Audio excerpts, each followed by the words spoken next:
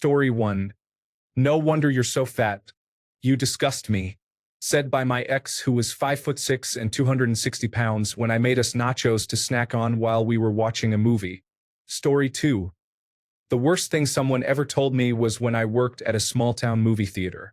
A woman in her 40s was looking to see a movie by herself.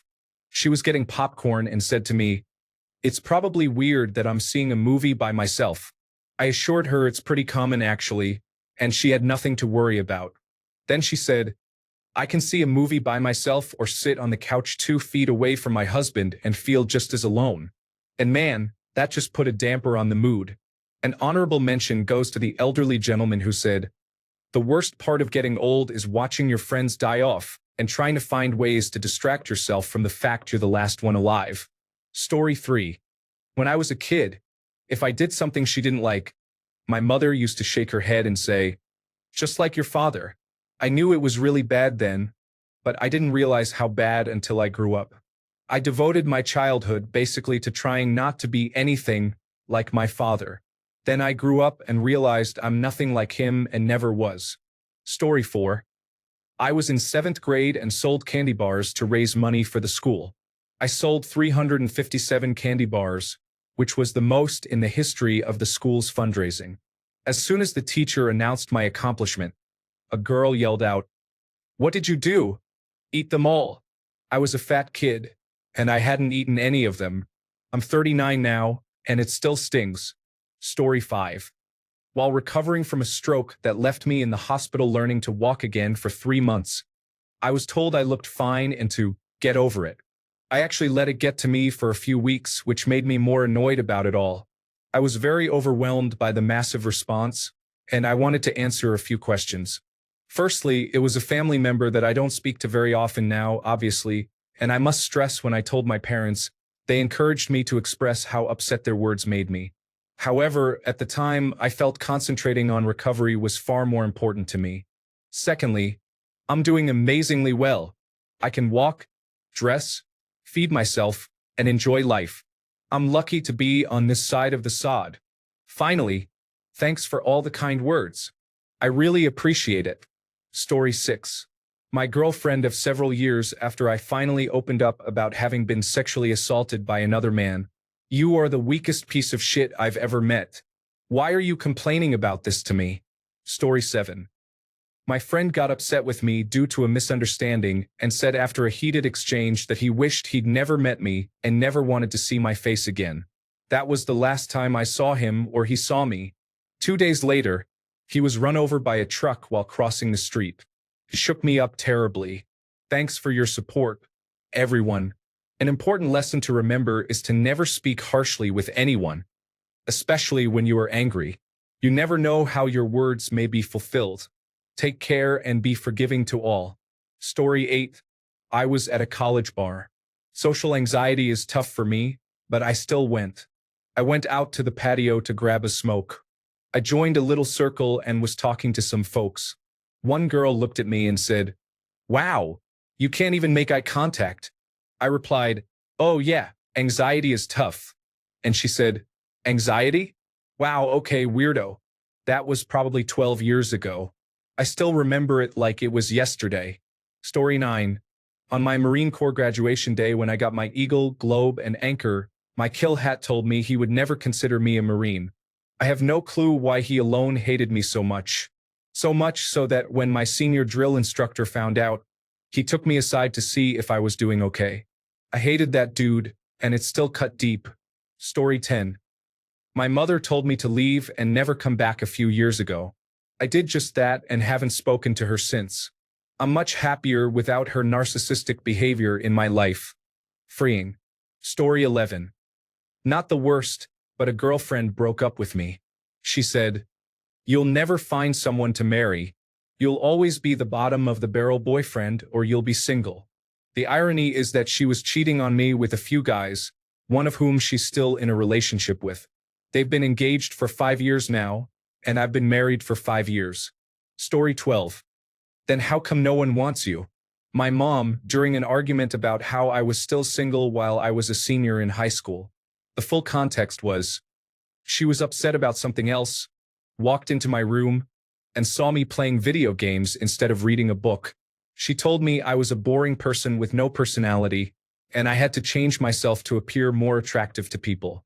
I told her I didn't need to change myself for someone to find me attractive. She snapped back with the above statement. This, coming from the woman who did everything in her power to raise me to be terrified of women in general. The woman who spent her whole life teaching me that I was broken because I was a man. The woman who projected so hard you could point her at a blank wall and run presentations on what a failing marriage looks like. Every time I've gotten into a relationship, she's acted surprised. What do they see in you? Do you know why she likes you? Make sure she isn't using you for her own gains. Don't let her manipulate you. She's going to lead the relationship because you're not confident. You think I'm abusing you now? Just wait to see what your future wife will do if you don't get your act together. Sorry, I'm working through this stuff through therapy. Sometimes just comes all out, though. I just want to say that I was totally not expecting this to get seen much. You all have left some wonderful, encouraging comments, so I thank you. Story 13. A girl I was dating during the middle of COVID-19 made a comment that just made me feel worthless. All you do is come over, make me dinner, we watch a movie, and go to bed. My time is valuable, and I need you to make my time worth it. Story 14. I got a weird rash when I was a kid. They looked pebbly on my skin, and my mother said they were due to all my sins. It really stuck with me, and every now and then I still think about it. Story 15. Out of nowhere during a lunch last year, I never beat you, my abusive father. He's 90. I'm over 50. I think he's feeling his mortality and rewriting history in his own mind and with his current wife, his third. He beat and belittled me from toddlerhood until age 16 when I knocked him down. He never put his hands on me again, but he continues the micro-verbal abuses to this day. I learned how to be a good husband and parent by avoiding everything he did. But that stays with you for life. Story 16. When I was 13 years old, a neighbor moved in, and a girl lived there who was 14. We got to know one another, hung out, and ended up kissing in the passage of the apartment. Her dad came down and caught us in the act. She ran upstairs since he caught us and went into the apartment. He followed her, so I went back into my apartment. I heard a knock at the door and answered it. Her dad stood there and told me I molested his daughter. She was actually 12. The police showed up and put me in handcuffs. I had to spend the next 10 hours in a tiny room at the police station, traumatized. Eventually, they pulled me into a room, recorded me after asking some questions, and they dropped the whole thing in the end. Thereafter, her 25-year-old sister would try to harass me if she saw me. As for her, she spoke to me as if nothing happened. She said what she said in order to avoid having her dad angry at her. Too long. Didn't read. Got called a molester. Story 17. I liked it better when you didn't talk. A teacher said to me as I was talking to my friend in class one year when I finally started being a little more social and had made some friends in school. It was a new school for me. Story 18. When I was 15, my first girlfriend ever broke up with me after 6 months. After a couple of weeks of me being miserable and sort of trying to get back together, she told me, roughly translated, 6 months were too many for you. Story 19. My mother said something along the lines of, "You're such a disappointment. Why can't you be like your brother? Because you've always compared us, showed him love and affection, and never truly took care of me? Maybe that's why he grew up with a healthy, undamaged mind, and I still struggle to socialize. And anything and everything I did, every hobby I picked up, was immediately ridiculed and looked down upon. Guitar? You're not going to play it anyway. Why would we buy it for you? Working out? Haha, father, look, Mr. Olympia. If you're ever going to bring kids into this mess, think twice. Are you sure you're not like my mother?" Story 20. I'm sorry you feel that way. When my mom told me that, I realized that my opinions and feelings didn't matter, never mattered, and continuing to have a relationship with her was a waste of my time. I just wanted her to respect the fact that my wife was in a rough place changing medications, and instead, she felt she had the right to verbally abuse my wife into a depressive episode. She's recently retired from being a mental health nurse too, which is messed up. Story 21. Please don't kill yourself because if I'm ever going to win you back, I need you around. I walked in on her in bed with another man. I loved her, but I was not in depression, nor have I ever really battled suicide. Those words broke me at first and left me in a really low place. Now, looking back, it's the darkest, most twisted mindset I've ever encountered. True narcissist. Story 22. Approached a girl at the club. She did a 1-second scan, top to bottom, looked me in the eyes with a grin on her face, and shook her head. And the same thing, but with obvious disgust in her eyes. Now that one hurt. Story 23. On the day my father died, my sister told me that we are not her real family. You're getting bald, said my sister. I retaliated by saying, and you are getting fatter every time we see each other. And she almost jumped on me. Go away and die, said my sister. Story 24.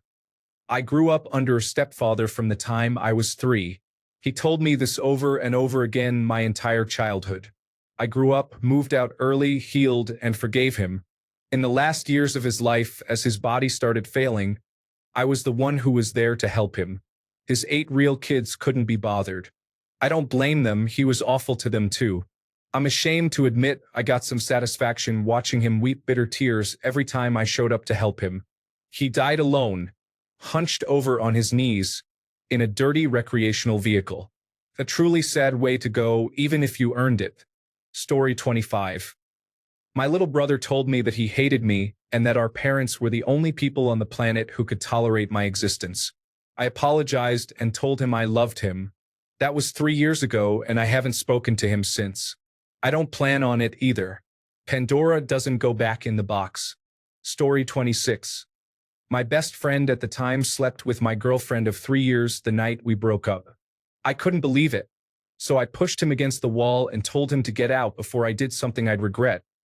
Only for him to explode at me. I don't care. I'll just tell everyone you've lost control, that you're desperate for any bit of attention you can get. I'll tell everyone you're lying.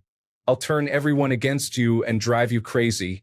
I'll leave you with no option but to be depressed and lonely. Just kill yourself. Nobody will ever notice. Go on. Do it. I want you to kill yourself. So yeah, that happened.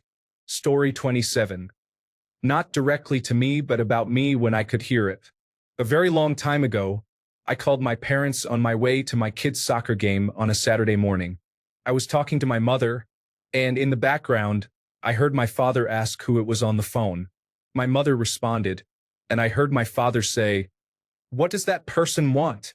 I hung up. Those were the last words I ever heard my father say.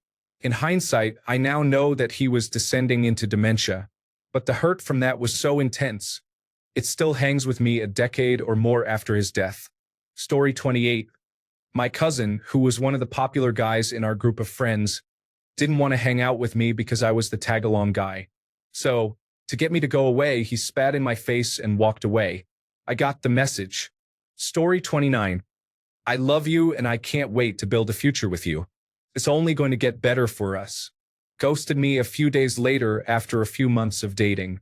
That really messed me up. Story 30. When I handed in a notice at a job once, one of the owners took me for a walk around the block to essentially berate me. The big one was, if I were your father, I'd be incredibly disappointed in you. Story 31. Not directly said to me, but when I was younger, I overheard a girl I had a major crush on talking about how ugly I was. I mean, she wasn't and isn't wrong. But yeah, it still stung just the same. Story 32. She was right at the time. At first, I enjoyed your immaturity. A year in, you haven't grown at all. And I can't waste any more of my life waiting for something that's never going to happen. So, yes, we are married now and going on 10 years, but it was a prompt for me to mature. I took the advice. It was hard to hear but needed. Story 33. After 13 years of marriage, I have never loved you. I never even really wanted you. I used you and I have tried to make you someone I could at least tolerate. But you're so stupid and needy you can't even be tolerated. I will do anything to save my marriage. You're never going to get over me and I don't care. Best thing that ever happened to me. Those starter marriages are hard. Story 34. You could end your life and your parents would be happy to finally be rid of an embarrassment like you. One of the daily texts I received from an old roommate. It still hurts because they were my best friend at one point.